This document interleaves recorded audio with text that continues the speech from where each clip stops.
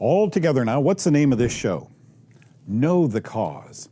I think valley fever is most often never diagnosed, but should be. I think it's being diagnosed as diabetes and cancer and any number of diseases. If you breathe a mold from all that wind blowing all that sand in Arizona and California and so forth, you could have valley fever and it could be misdiagnosed. Talking about diabetes and prediabetes, Dr. John Trowbridge is going to join us toward the end of the show, and right above him, we have Dr. Fred Pescatore. Wonder what kind of sweeteners are in his kitchen. All that and Nurse Jenny Herbachik talking about mold, mildew, and fungus like we do on this show, and more on today's Know the Cause. My name is Doug Kaufman. For the past 40 years, I've dedicated my life and even my career to finding the root cause of disease. Join me in a team of physicians, pharmacists, and scientists, and soon you too will know the cause.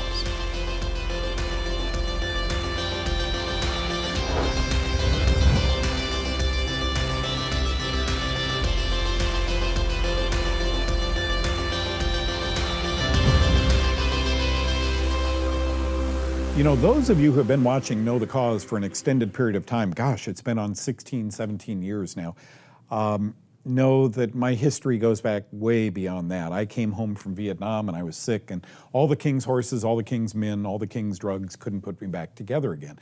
But I thought that cortisone was a miracle drug because it stopped the bleeding in the folds of my arm. I had come into a bad fungus in Vietnam and I brought it home with me. Many of us did.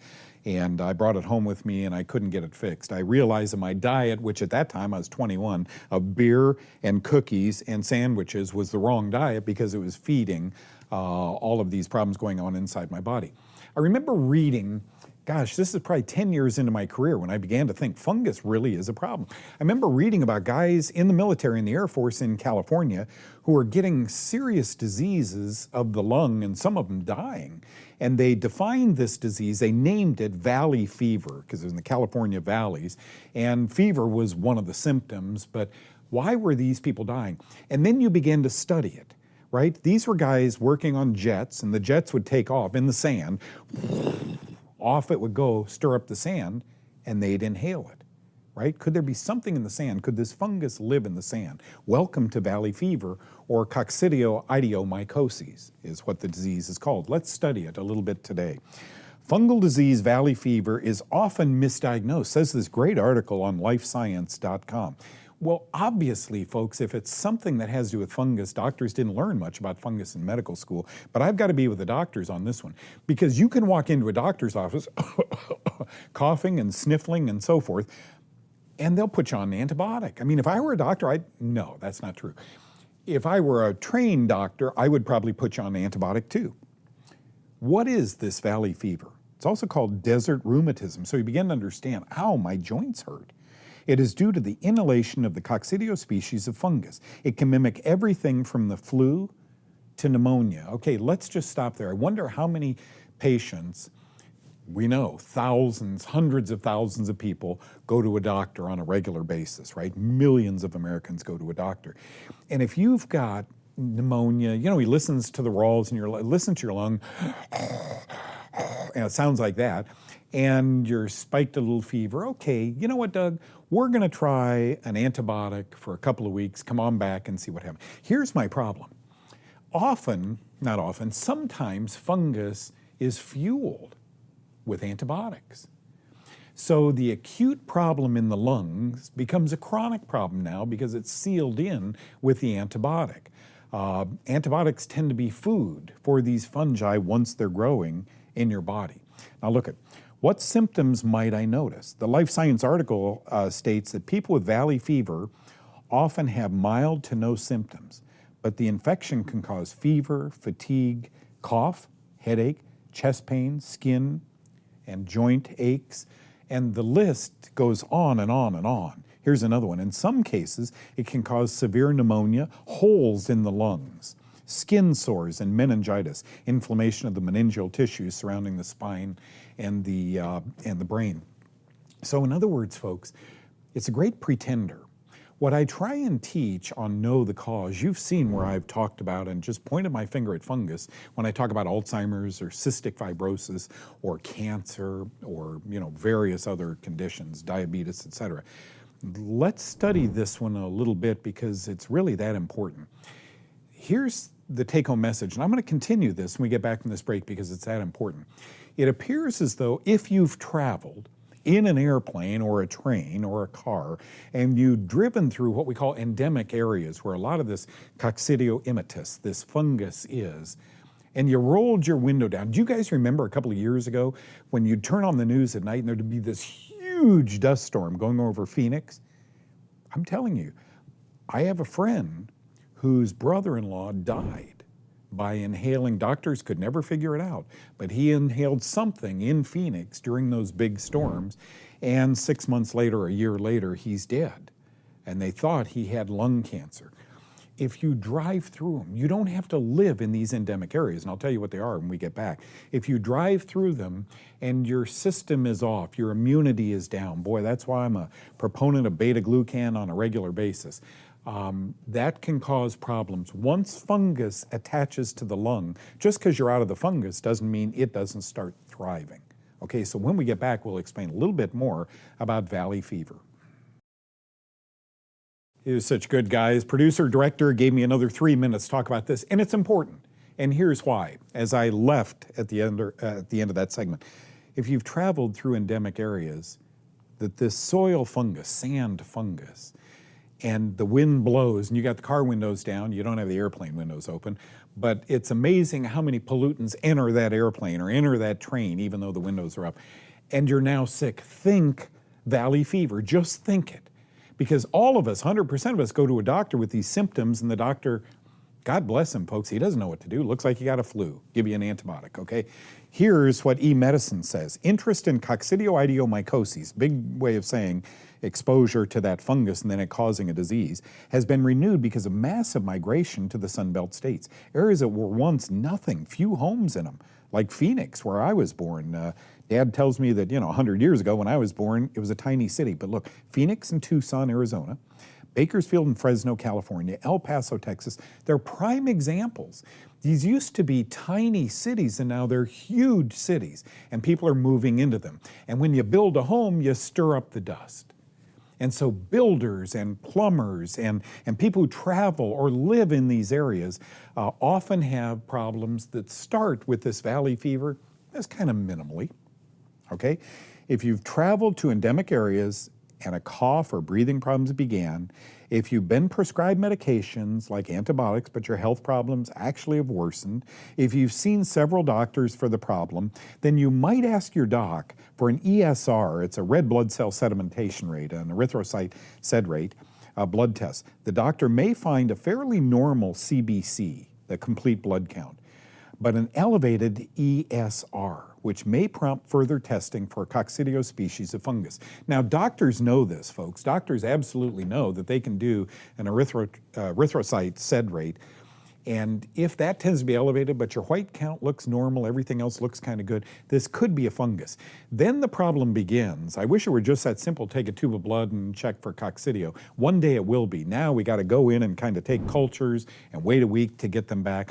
Fungus testing is difficult, but it's a godsend for people who have had maybe been misdiagnosed with chronic obstructive pulmonary disease, lung disease, or asthma, or a chronic cough, or any of these lung or respiratory diseases. It can be a godsend. Maybe the doctor could try a couple of diflucan, 200 milligrams a day for a couple of days, and you're going to switch to the Kaufman diet, which starves Coccidio and other fungi, right? So try that for a week and see if your cough doesn't get much, much better. Please report it back to the doctor, because if he's in Arizona or California, he sees this all the time, and an educated doctor is going to help a whole lot of patients.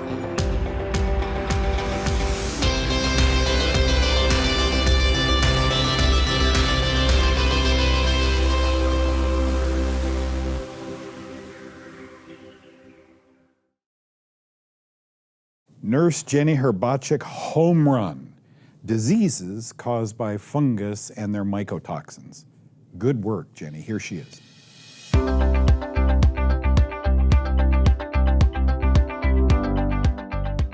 Hi, I'm Jenny Herbacek with the Cancer Connection. If you've been watching Know the Cause for any length of time, you should have a pretty good understanding of the connection between fungus or yeast and diseases such as cancer. Did you know that you can have an overgrowth of candida without any outward symptoms such as nail fungus? You might consider asking your doctor to order a serum Candida albicans antibody test. It's a simple blood test and it can reveal an unknown fungus issue. Then stay tuned to Know the Cause for simple strategies that can be implemented for an antifungal, anti-yeast lifestyle. For Know the Cause, I'm Jenny Herbacek.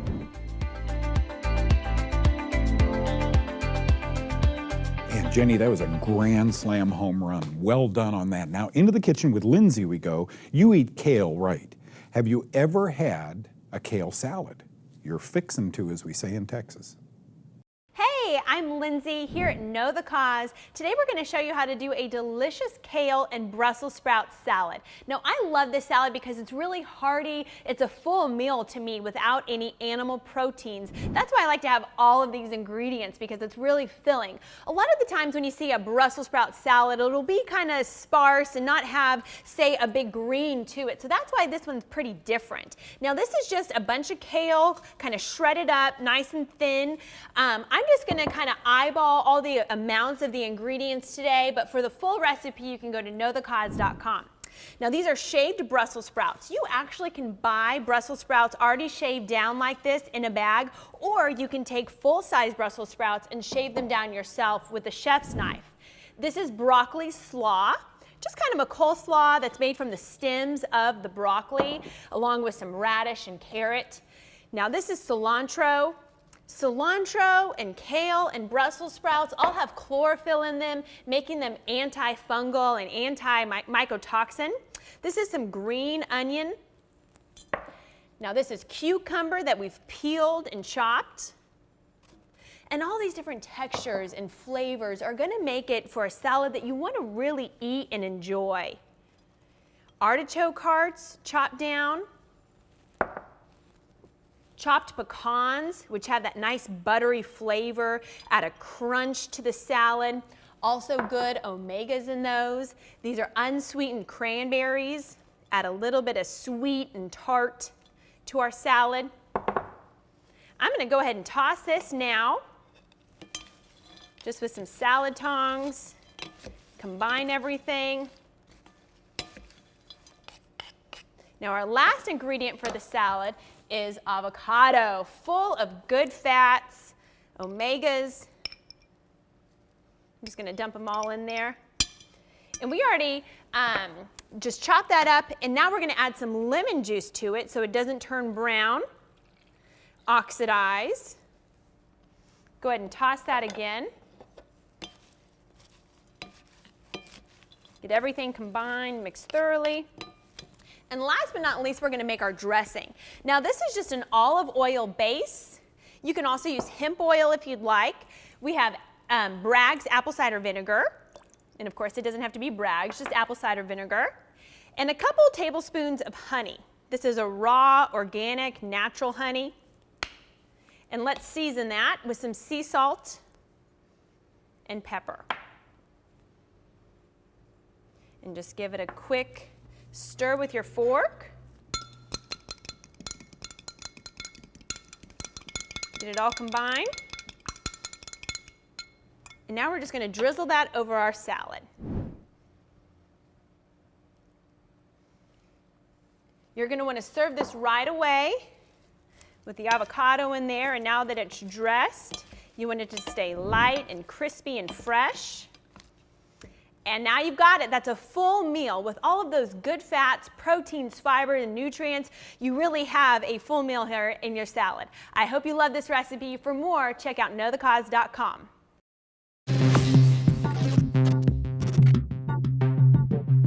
Not all natural sweeteners are created equal. In fact, some of them are just as unhealthy as the high fructose corn syrup and refined sugar you're trying to avoid. Take agave, for example. Agave is actually fructose that is processed into a syrup or liquid similar to high fructose corn syrup. And by similar, I mean that it features every bit as much fructose as high fructose corn syrup, if not more so in some instances. In fact, agave is almost entirely fructose. Sure, it's more pure than high fructose corn syrup, but it's still a processed fructose that absolutely impacts blood sugar and insulin levels in dangerous and unhealthy ways. And while palm sugar is natural and unrefined, it has calories like any carbohydrate. So if you're trying to lose weight, I would avoid that too. If you want a sweetener, stevia is hands down the healthiest choice, especially if you have diabetes, because it won't spike insulin. In fact, studies show that stevia may actually improve blood sugar control and help lower blood pressure. Stevia is also credited with anti-inflammatory, antibacterial, antifungal, and antiviral properties. So when opting for a sweetener, I only use stevia. There are other natural non-caloric sweeteners coming to market soon, so stay tuned. I'm Dr. Fred Pescatore. This is Know the Cause.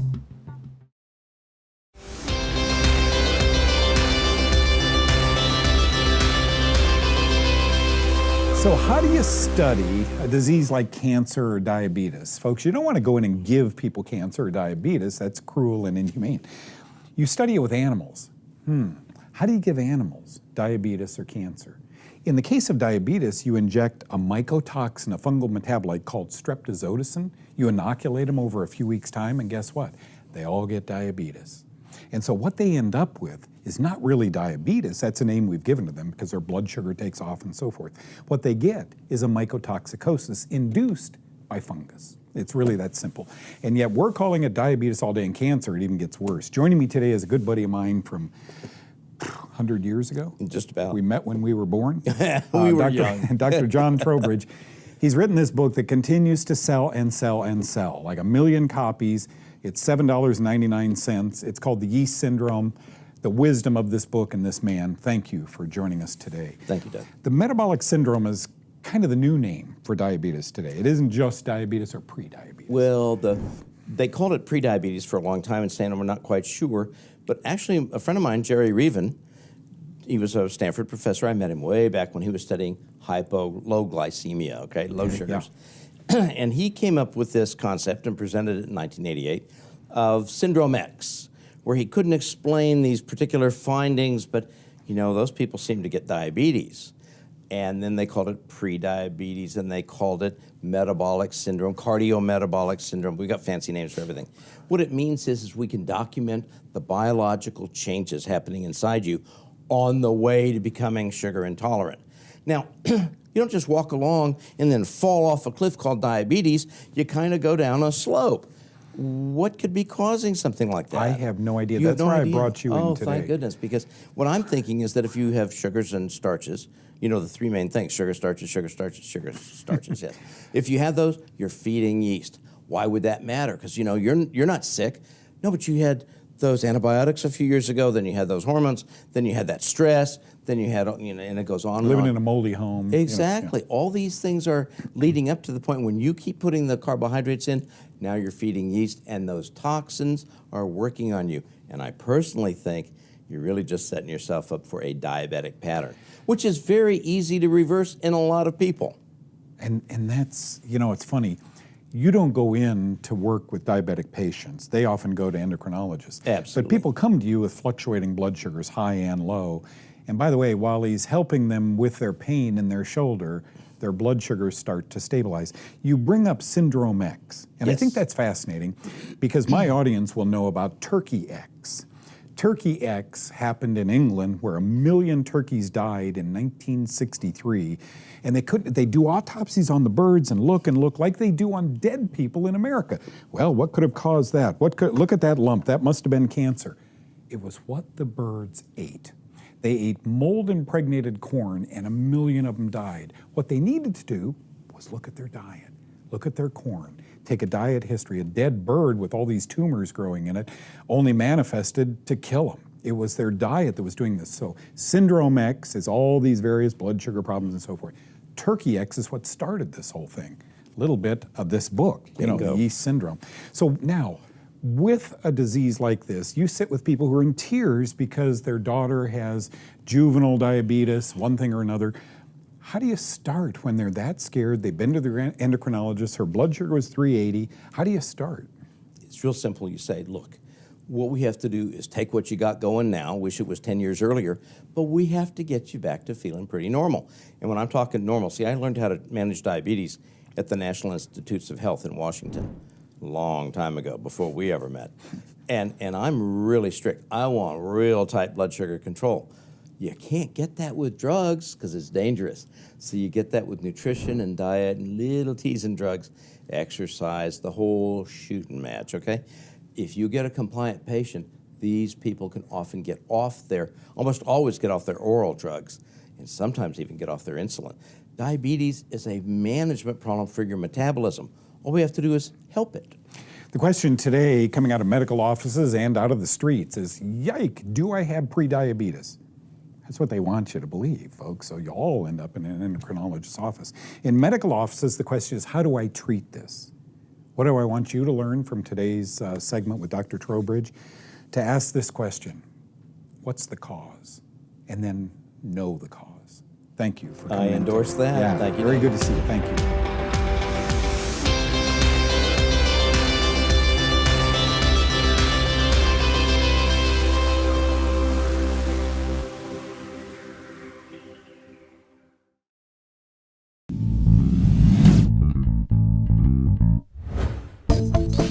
Well, everybody writes in and asks us, what are our favorite Candida killers? There's a million of them out there, but I'll narrow it down to 2 or 3. Number 1, medium chain triglyceride oil, or MCT oil. This comes from coconut. Medium chain triglycerides are extremely antifungal. They are made up of caprylic acid, lauric acid, and capric acid, and boy, they are wonderful Candida killers, especially for the gut. Number 2, cloves. This is a weird one, but if you can just chew on cloves, yes, it might make your mouth numb, but oh my goodness, does it work at killing fungus. And number 3, I'm sorry to bore you, but it's oregano oil. I've never stopped loving this. So many studies have been done with this and the 2 others we talked about. Give these a try. Okay, no matter where you go today, to church, to a gas station, to a grocery store, if someone walks up to you, because you're smart now after watching Know the Cause, and they say, what's the other name for valley fever? You got it. Coccidioidomycosis, right? What do you learn on Know the Cause? How valuable is that? You may never use that information again, but now you know if you have breathing problems and you've been out in dust, talk to your doctor about fungus, okay? Thank you, Dr. Trowbridge. Thank you, Dr. Pescatori. Thank you, Nurse Jenny. And thank you, Lindsay. Thank you guys for being here today. God bless you. I'll see you next time.